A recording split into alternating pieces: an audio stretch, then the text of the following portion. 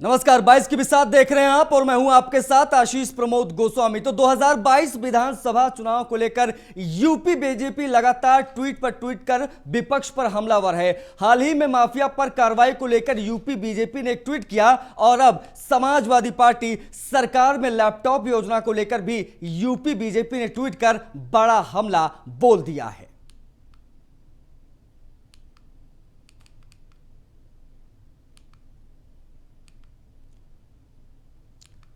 तो लगातार tweet Bharatiya Janata party कर रही है।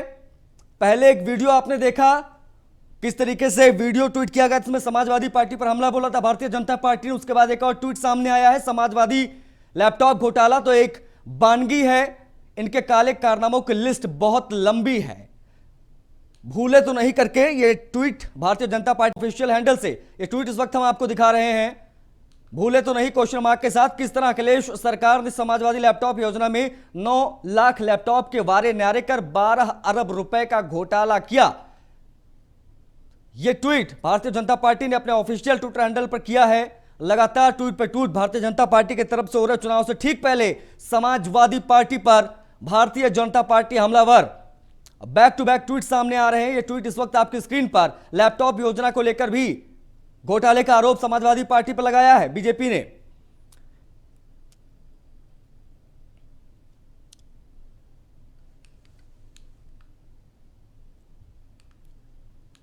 तो लगातार ट्वीट भारतीय जनता पार्टी कर रही है समाजवादी पार्टी पर।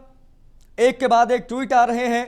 इस पर क्या रिएक्शन आएगा समाजवादी पार्टी का, यह भी देखने वाला होगा, क्योंकि कुछ दिन पहले ही जो अपराध को लेकर ट्वीट किया गया था और कहा गया था, ये देखिए 2 तस्वीरें हम आपको दिखा रहे हैं उस ट्वीट का जिक्र जिसका मैं अभी कर रहा था कि किस तरीके से माफिया पर कार्रवाई का वीडियो और तमाम तरह की बातों का जिक्र इस वीडियो में किया गया था। माफिया राज को लेकर कहा गया था कि समाजवादी पार्टी में माफिया राज हुआ करता था, लोग घर से निकल नहीं पाते थे, लेकिन योगी राज में सब कुछ अच्छा हो गया है। पहले वीडियो में था और दूसरे वीडियो में समाजवादी लैपटॉप घोटाला एक बानगी है, इनके काले कारनामों की लिस्ट बहुत लंबी है। तो 2 तस्वीरें इस वक्त आपकी स्क्रीन पर। लैपटॉप योजना में 12 अरब के घोटाले की बात सामने आई है। बीजेपी का अखिलेश पर यह लैपटॉप बम फूटा है। उधर नामकरण पर अखिलेश यादव का तंज। सपा अध्यक्ष अखिलेश यादव का बयान सामने आया है। शहरों के नाम बदलने पर अखिलेश यादव ने तंज कसा है, लखनऊ मत जाओ वरना सरकार आपका भी नाम बदल देगी। यह तंज कसा है अखिलेश यादव ने। उज्ज्वला योजना का नाम बदलकर उज्ज्वला योजना कर देना चाहिए, यह बात भी अपने तंज में कही अखिलेश यादव ने। फ्री सिलेंडर देकर अब लूटा जा रहा है, यह तंज अखिलेश यादव ने कसा है भारतीय जनता पार्टी पर। उज्ज्वला योजना का यहां पर आप कह सकते हो उसको लेकर तंज कसा है और कहा है उज्ज्वला योजना का नाम बदलकर भुज्ज्वला योजना कर दीजिए, मत जाइएगा लखनऊ, नहीं तो नाम बदल दिया जाएगा। तंज कसा है योगी सरकार पर। किस तरीके से शहरों के नाम बदलने की खबरें आई, उसके बाद अखिलेश यादव ने भी पलटवार किया है। 22 की बिसात में इस वक्त की यह खबर देखिए, शहरों के नाम बदलने पर तंज कसा है अखिलेश यादव ने मौजूदा योगी सरकार पे और कहा है कि लखनऊ मत जाओ वरना सरकार नाम ही आपका बदल देगी। यह इस वक्त की बड़ी खबर।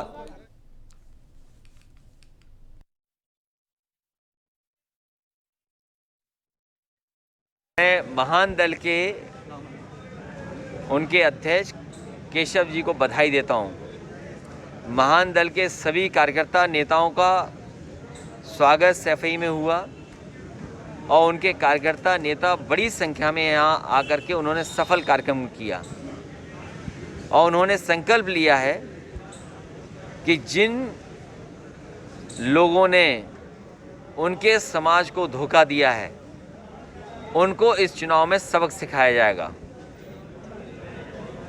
महान दल का जो संकल्प है कि जिन्होंने उनके समाज को धोखा दिया है और राजनीति में छल किया है उनके साथ, उनको इस चुनाव में सबक सिखाया जाएगा। ये महान दल का संकल्प है। हमें खुशी है कि महान दल के कार्यकर्ता नेता सड़कों पे आ गए हैं, लगातार यात्रा की उन्होंने और इसी तरीके से लगातार जनता में वो रहेंगे और जोड़ते रहेंगे। महान तो नामकरण पर अखिलेश यादव ने तंज कसा है। ये इस वक्त की बड़ी और अहम खबर आपको बता दें कि लगातार ये तंज अखिलेश यादव ने अब भारतीय जनता पार्टी पर कसा, क्योंकि 2 ट्वीट हमने पहले आपको दिखाया जहां पर समाजवादी पार्टी पर भारतीय जनता पार्टी ने निशाना साधा। लेकिन ये ट्वीट इस वक्त देखिए, जो बात यहां पर अखिलेश यादव ने कही है कि लखनऊ मत जाओ वरना आपका नाम बदल दिया जाएगा, वरना सरकार आपका भी नाम बदल देगी। देखिए ये बात उन्होंने कही है, उज्ज्वला योजना का नाम बदल कर भुज्ज्वला योजना कर दीजिए। ये ग्राफिक्स के जरिए हम आपको बताने की कोशिश कर रहे हैं। देखिए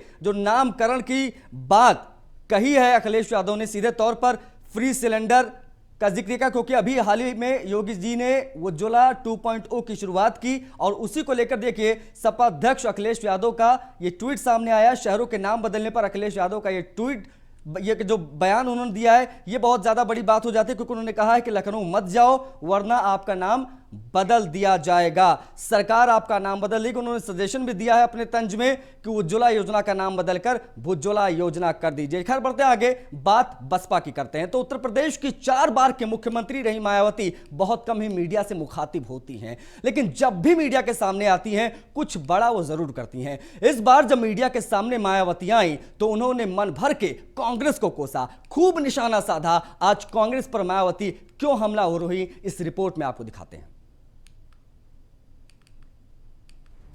मायावती का कांग्रेस पर करारा हमला, कांग्रेस के बुकलेट को बताया झूठा। मायावती ने कर दिया ऐलान, दलित ही होगा उत्तराधिकारी।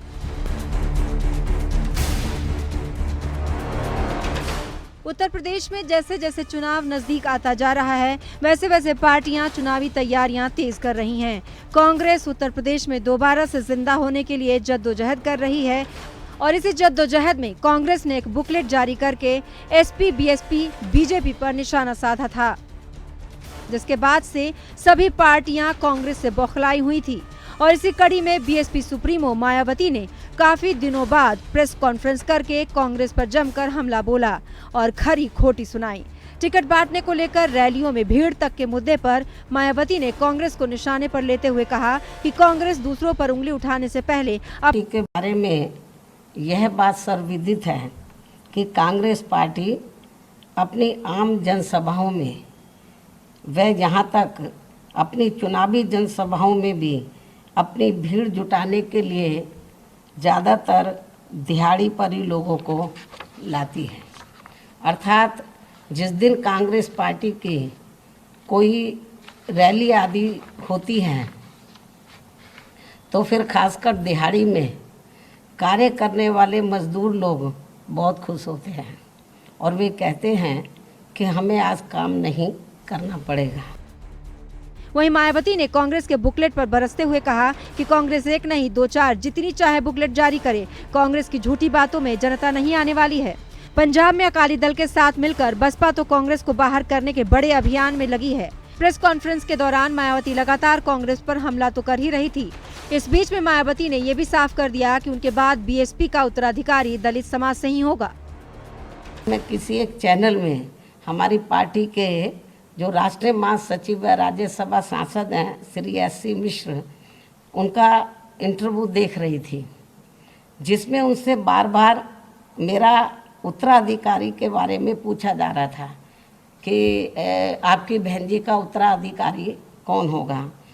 तो उस चैनल को जो उनसे पूछ रहा था, उस चैनल के इंटरव्यू पूछने वाले को मैं ये बताना चाहती हूँ कि मेरा स्वास्थ्य अभी ठीक है, मुझे अभी किसी को भी अपना उत्तराधिकारी बनाने की ज़रूरत नहीं। मेरा स्वास्थ्य ठीक नहीं रहेगा या मैं इस लायक नहीं रहूँगी कि मैं पार्टी को चला पाऊँ, और जब मैं अपना उत्तराधिकारी घोषित करूँगी तो उस चैनल को भी बता दिया जाएगा, पूरे देश को बता दिया जाएगा।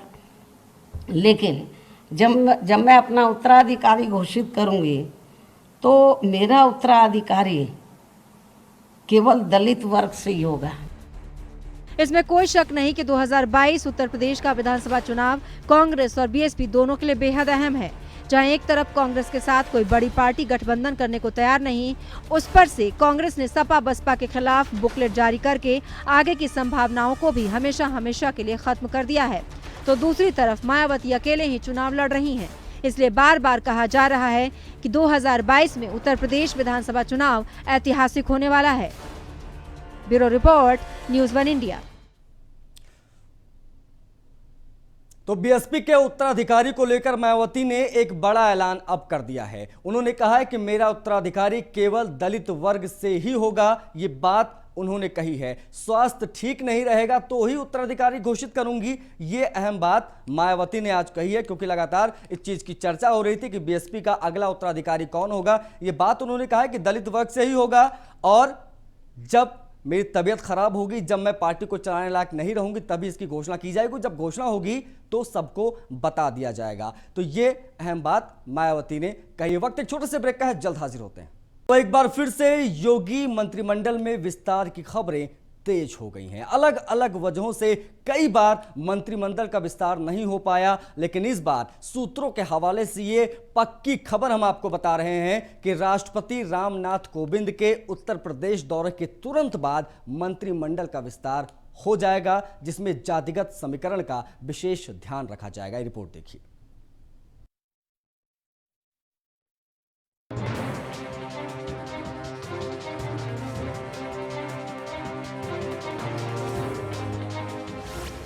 कैबिनेट का होगा विस्तार, थोड़ा और इंतजार। 22 की विस्तार से बनेगी बात। सहयोगियों को भी मिलेगा तोहफा। योगी कैबिनेट में हर वर्ग को मौका।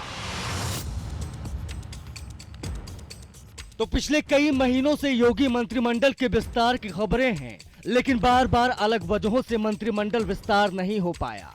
और अब एक बार फिर से अटकलें लगाई जा रही हैं कि राष्ट्रपति रामनाथ कोविंद के लखनऊ दौरे के बाद योगी मंत्रिमंडल में विस्तार होगा। अगले साल विधानसभा चुनाव से पहले योगी सरकार अपने मंत्रिमंडल विस्तार के जरिए सियासी और जातीय समीकरण साधने की कवायद में है। बीजेपी के शीर्ष नेतृत्व और मुख्यमंत्री योगी आदित्यनाथ के साथ पिछले सप्ताह बैठक हो चुकी है। सूत्रों की माने तो योगी सरकार के कैबिनेट में 6 से 7 नए मंत्रियों को शामिल किया जा सकता है। इसके लिए नाम भी तय कर लिए गए हैं। 2022 के चुनाव को देखते हुए नए मंत्रियों को शामिल तो किया जाएगा, लेकिन पुराने किसी भी मंत्री की कैबिनेट से छुट्टी नहीं होगी, जिससे विपक्षी पार्टियों को योगी सरकार पर आखिरी वक्त में हमला करने का मौका मिल सके। मंत्रिमंडल में नए मंत्रियों को शामिल कर सूबे की बीजेपी सरकार जातीय और क्षेत्रीय समीकरण साधने की रणनीति बना रही है। वो कौन कौन से चेहरे हैं जो योगी मंत्रिमंडल में शामिल हो सकते हैं, देखिए।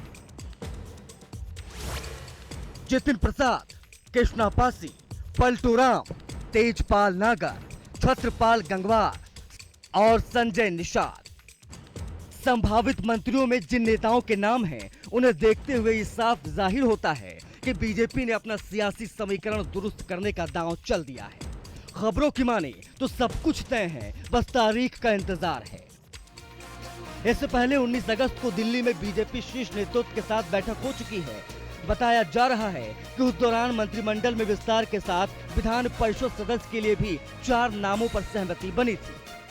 फिलहाल योगी मंत्रिमंडल की जो स्थिति है, उस पर भी एक नजर डाल लीजिए। योगी मंत्रिमंडल में 23 कैबिनेट मंत्री हैं, 9 स्वतंत्र प्रभार मंत्री हैं, 22 राज्य मंत्री हैं, कुल संख्या 54 है। नियम के मुताबिक अधिकतम 60 मंत्री बनाए जा सकते हैं। यूपी में विधानसभा चुनाव में कुछ महीने ही बचे हैं। योगी मंत्रिमंडल में विस्तार की चल रही अटकलों का सिलसिला अब थमने का वक्त आ गया है। बस इंतजार है तो उस दिन का जब योगी मंत्रिमंडल का विस्तार होगा और किन चेहरों पर आखिरी वक्त में बीजेपी दांव चल रही है, ये देखना दिलचस्प होगा। Bureau report, news 1 India. तो पिछले कुछ महीनों की अगर बात करें तो उत्तर प्रदेश की सियासत में संजय निषाद नाम के एक व्यक्ति ने खूब खलबली मचाई हुई है। आए दिन संजय निषाद का कोई ना कोई बयान सियासती पारा चढ़ाने के लिए काफी हो जाता है। सूत्रों के हवाले से यह पक्की खबर है कि निषाद पार्टी के राष्ट्रीय अध्यक्ष संजय निषाद एमएलसी बनने के साथ साथ योगी मंत्रिमंडल में भी अब शामिल हो सकते हैं और 2022 बीजेपी के साथ मिलकर चुनाव लड़ेंगे। 2022 में संजय निषाद की क्या प्लानिंग होगी, इस मुद्दे पर न्यूज़ 1 इंडिया से उन्होंने एक्सक्लूसिव बात की है।